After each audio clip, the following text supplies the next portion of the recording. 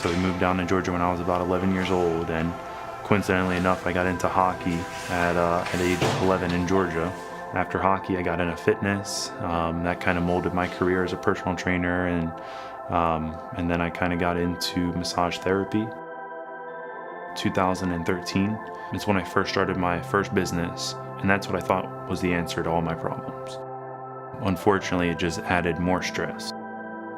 There was a time where I was suffering from pretty severe depression, pretty high anxiety.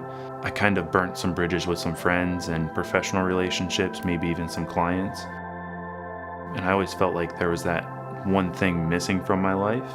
And that's when one of my clients actually stepped up and presented himself more and more in my life. I was getting ready to retire. Like everybody else who's got an office job, I had gained too much weight and was out of shape, and my endurance wasn't that great. And my wife and I were getting ready to go on this big trip. So I thought, I need to get in shape before we do that. And I knew that Doug was also a personal trainer.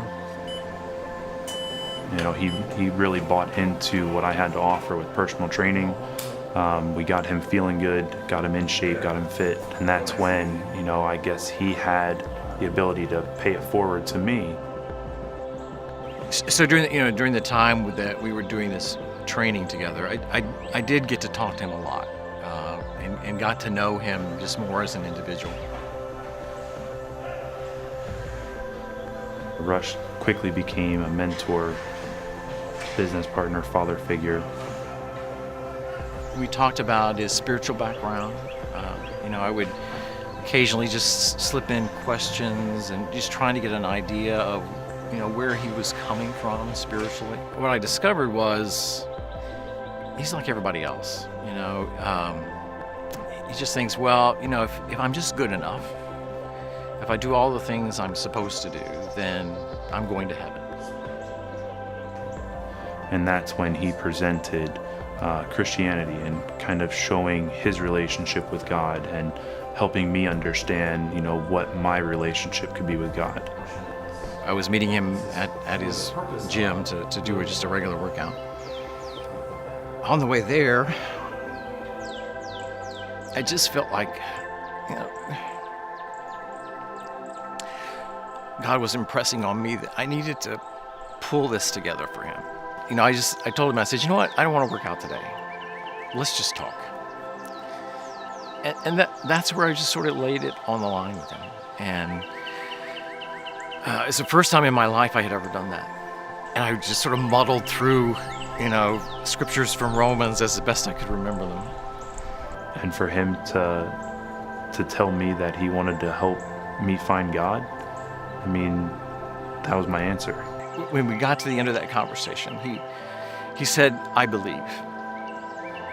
And I remember thinking, that was a lot simpler than I thought it was going to be. Being able to say that you believe in God is a tremendous feeling, and being able to understand that, Christ sacrificed for me and knowing how much love he has for me it's just invaluable. That was the first time I had shared Christ with anyone one-on-one. I've been in choir, I've taught Sunday school, I've taught youth, I've taught adults, I've been a worship leader, I've done all these different things.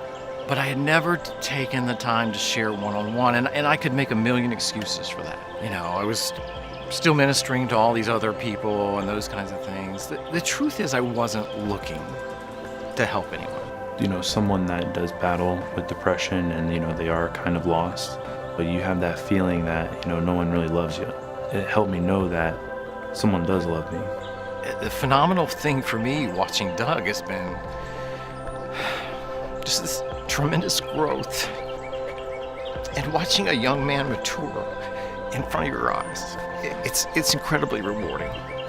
We've always kind of said that God was actively pursuing me, and I guess that's pretty true. The fact that a 62-year-old man can be best friends with 25-year-old punk. So that's pretty fun. That's been the reward is, Doug's got a relationship with God, and now I've got a relationship with Doug. I never had a father figure.